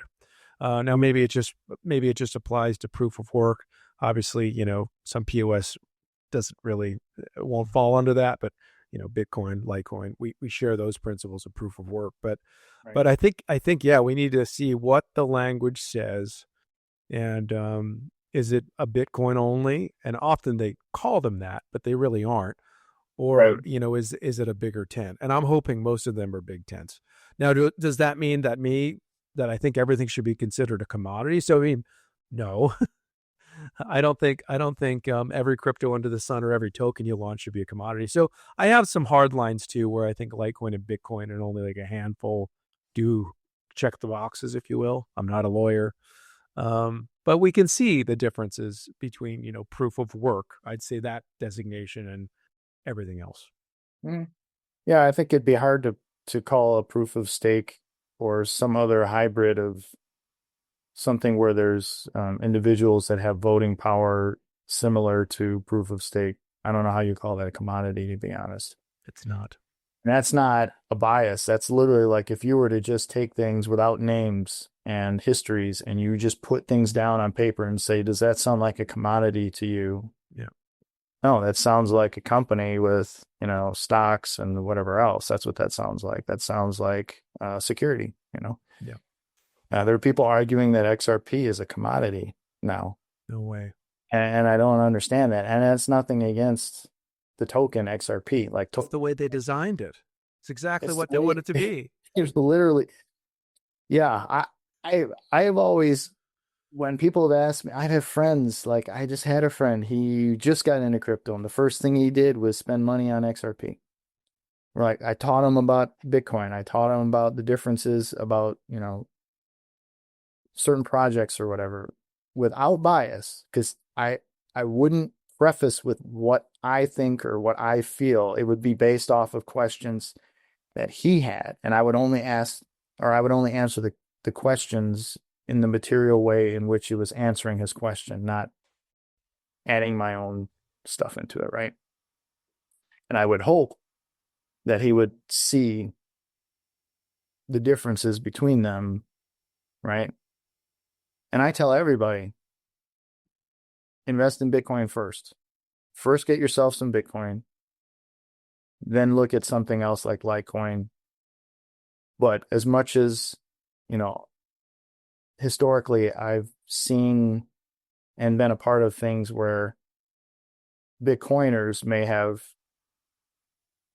done things against Litecoin or others.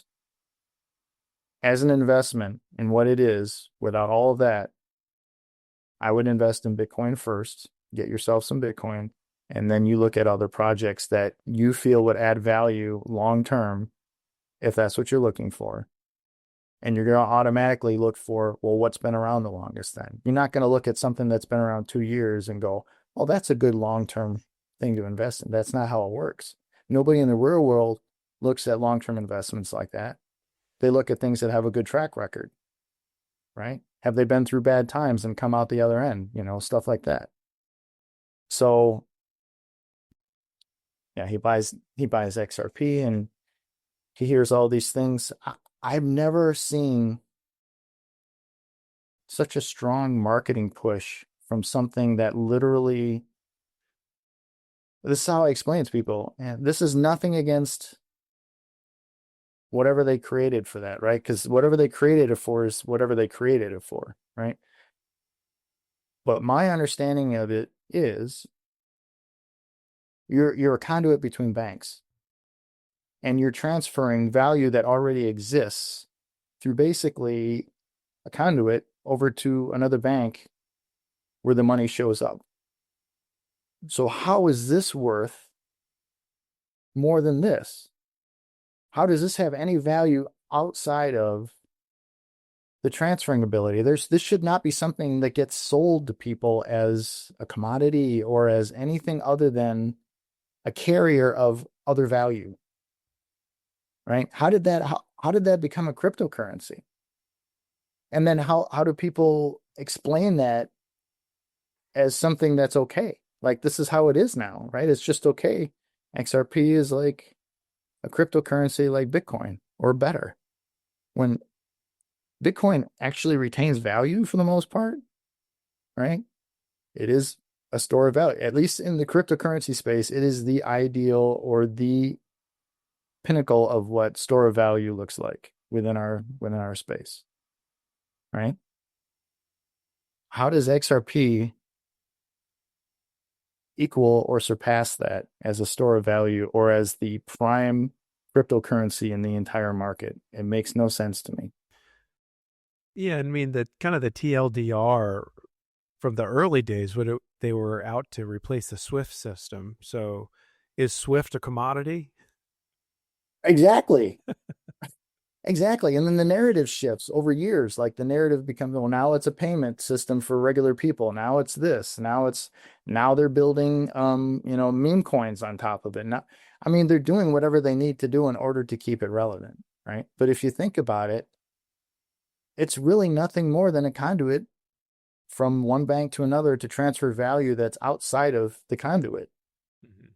So how does that get sold as like you can buy portions of the conduit, right? I can see it if it's copper, right? Like real world copper that can be used as a conduit, like, or transfer. Yeah, like transfer water through it or whatever. There's a purpose for it, a real purpose, right? And you can buy copper by the ounce or whatever. I own copper by the ounce, right? But I don't see how XRP is like that. It's not the same thing. It's not a commodity, and it's definitely when they sell and scheduled Itherums to dump more onto the market so that they have more funding operationally to do things. There's a definition for that. Mm-hmm. You say there's no promise for value to go up, but literally, I mean, you have the strongest marketing in the entire space for that specific purpose for people to invest in it because they want it to go up. So just because you're not saying it verbally does not mean you're not doing it in action. So, yeah, I don't know. That's got me on my soapbox again. But I mean, there's so many things I've held my tongue on that probably need to do another show or something just on that. I know we're going strong here at an hour and 46. You're rivaling Clemens. I didn't think we'd do it, but this next question is the last one I have. It's a special one for me because it goes back to the very beginning of kind of some of the ideas we floated between each other, and this was over 2 years ago. What I think we could have a show on.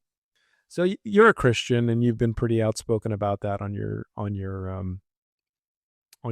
personal X account. Again, thinking about the kind of the earlier days in Austrian economics, and the importance of sound money, and if you look at Proverbs, talks about honest weights and measures. 1 pound should always be 1 pound. 1 centimeter. They're not describing these modern, measurement. How do I say measurement conventions? But the point is there, right? And this goes back to kind of, we don't think of money as moral, but it is. Everything that money does is moral, affecting morality. I'm not saying it's a good or bad. You can say that. You can say this is a good money, this is a bad money. You can say that. But I mean, like, the morality of money, like how the money is made, it tells you about the money. Is it through theft or counterfeiting, or is it through work and honesty? That's what I'm saying. So I think there is a moral component to money. It affects everything. And that's where the Bitcoiners, I'm going to say, kind of got that whole fix the money, fix the world thing. And I think there's something to that. Okay. So why do we need moral money? And you can tie this into Litecoin if you'd like, if you believe it's a moral money. What's the point of this? Why do we need better money? Why do we need moral money? Just elaborate on that. I think because we've gone past the point where you can't have necessarily not have money. So it's one of those Pandora's boxes that I don't think you can go back and not have money anymore, right? To me, money was created to centralize value, put it into the hands of the few. I think that's very evident throughout history, especially when those who created the money put their face on it to claim it, right? So what you end up having, at least they would assign some value to it because there was value in silver or gold at the time. And so that's how you could assign a number to it, right? But ultimately money is a centralization of value and power and all of those types of things. So there is a moral to money, but to me, ultimately, the morals behind it still reflect a sinful nature, because it's an evolution of power and greed and things of that nature. Whereas value used to be assigned to,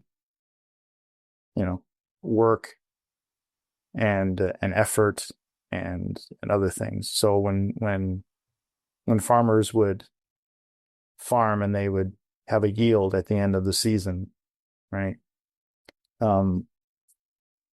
They would take the 10% of that yield and take it to the temple. They would also leave the outer rim of that yield for the poor. Mm-hmm. The foreigners. Yeah. Or for the foreigners that were walking through. So even then, your efforts weren't just for you. Matter of fact, the first 10% of your efforts were for the Creator. And then there was a portion for others who were not as fortunate as you, but still needed to eat. And that, to me, is a microcosm of how we should live as a community, as individuals. And there's no assignment of a person's face on that, right? On those oats, or on that corn, or on those peas, or anything else. And so for me, money is a necessary tool at this point in order to exist within the structure that's been built around us, which in and of itself is from a sinful world. So I can't place a higher value on money than the tool that it is. If I do anything other than that, it becomes very dangerous. And you see a lot of what you see today, even in people that are frustrated that the amount of money that they've put into something like Litecoin is not worth more. It's not worth more of that money now, right? And so ultimately, it ends up disenfranchising me from all of that in general. So that's why sometimes I've said, if it wasn't for somebody, like Charlie or others that I work with, I don't know if I would be in this space at this point, because to me, it just seems like it's a rerun of everything that we've already gone through, just in a different way, right? We're assigning the same values and idolization and practices that are done in the traditional financial world. They've all seeped in, and it's all part of everything that happens.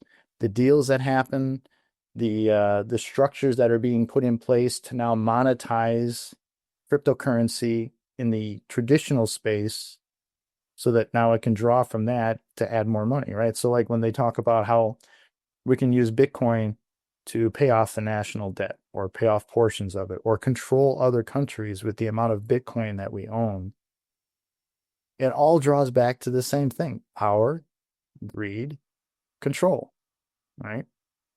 So if you were to practice I work in my field, I give the first 10% to the Creator, I leave some for people that don't have the capability or the means in order to do this, or they're traveling through, and they can take some of what I've done, and it, that's how you function as a society.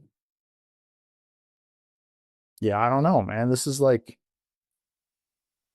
we're well past going back to something like that, unless something so cataclysmic happens that we're forced to, right? We're forced to be the type of communities that we need to be again in order to bring back that type of value system. a value system that's not based off of a mechanism that's used for control and greed and power. So, yeah, I still function within this world and the things that have been placed, but my value and my idea of what really matters is not here in this world. So I will use it as a tool, and I'll understand how to grow it, and I'll understand how to use it properly, but I'll never give it a place that's above where it's at. Understood. Very good. Any thoughts you want to leave us with, and then we'll close? Yeah, I think for me going forward, there's a lot of effort being put in some things that haven't come to fruition yet. And I feel like, there's a lot of good things to come for Litecoin, whether we have a hand in it or not. I still feel like, it's the underdog that's going to have its day, and there is going to be a place for it. And I really hope as time goes by that there's an opportunity to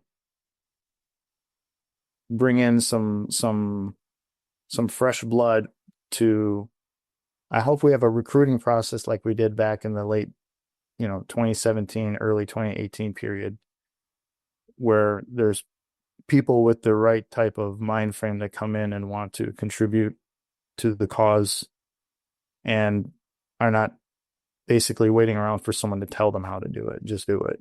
Right. But at some point I get too old for this, or, I want to have a farmette or something where that's where I get to put all my time and resources. And, I've retired from the military already. I've raised 4 children. They're all adults. There's going to be a time where just spending time with, my animals and my wife is what I do. And somebody else is going to have to come up behind me and be able to put the effort in to do the things, that need to be done for Litecoin and for people in general in a good way. And I hope the right kind of people come behind me and come behind Charlie and Alan and you and everybody else who's made any kind of an effort to make this possible.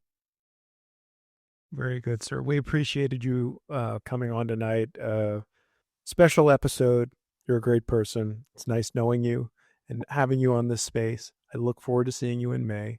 But I say that sincerely. I mean, I enjoy all my guests, but it's like, I think it's just because it's been so long. I've thought, like, man, David, he's not on the show yet.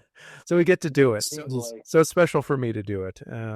And I appreciate all that's been shared here. Of course, to our listeners, thank you for tuning in. 84million.com/podcast. You can find this episode and every other episode. Of course, follow us on X. And support the Litecoin Foundation. Visit litecoin.com. See ways you can get involved. Buy a ticket to the summit this May. It's going to be a lot of fun, and I'm looking forward to it. We're here for Litecoin. David's here for Litecoin. I'm here for Litecoin. I trust you listening are either here for Litecoin or curious about it. But either way, we're all a part of this, and it's exciting. So with that being said, we will close it. David, thank you for coming on the show. Thank you for having me, man. Yes, sir.